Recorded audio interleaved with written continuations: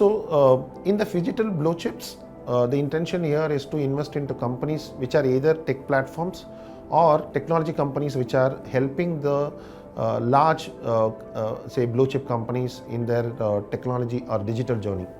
Here we find a lot of opportunity arising now in the technology platform space itself. This can be either played through Indian companies, Indian technology platform companies, or IT outsourcing companies who are into special digital capabilities, who have special digital capabilities. The first spot that we are trying to play is, if you look at India, the online penetration is still fairly very low in various consumer facing segments. Like for example, if you look at the food delivery businesses in India, the active users are still only around 2 to 3 crore users in India. If you compare this with China, the number of active users are as high as 50 crore users on an annual basis. So there is a long way to go and penetrate in some of these technology platforms is what we feel. Another example is online beauty market. If you look at online beauty market, 40% online penetration in China, in India is just around 6%. So there's a long way to grow in the online penetration in some of these consumer facing segments. India has shown to the world that when it comes to adopting the technology, UPI, the way the Indian population has adopted the UPI for the payments, it shows that we can show a lot of online penetration in other segments as well.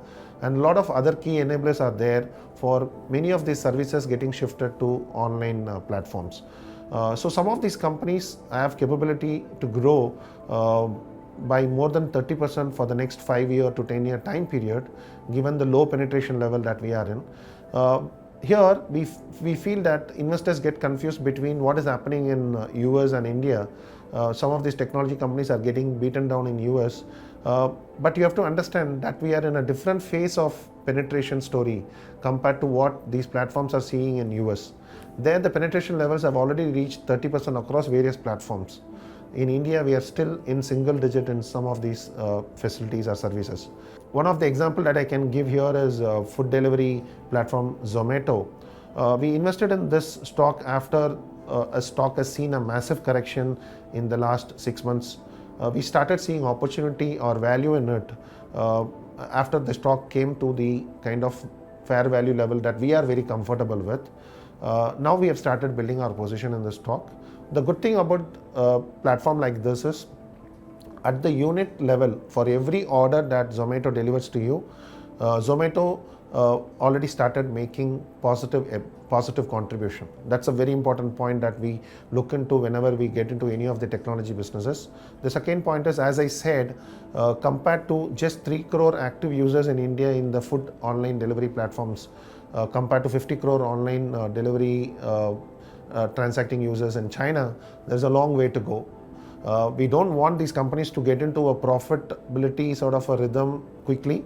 We want them to bring more transacting users on their platform. Just remember this, that for every order that a restaurant gets on an online platform, they make 70% gross margin.